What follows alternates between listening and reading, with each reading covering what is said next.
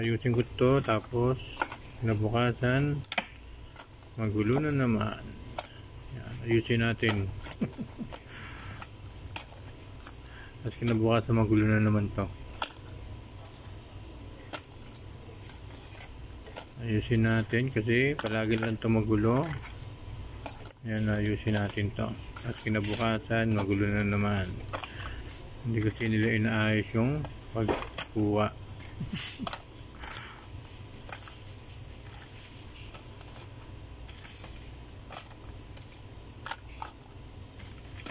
Gulo na naman, palagi na lang magulo.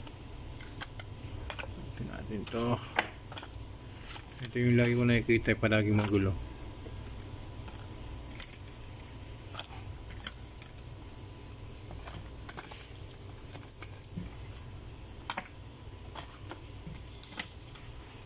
Naayos ko na yun ha. Tapos bukas, yan, magulo na naman yung bukas. Magulo na naman yung bukas.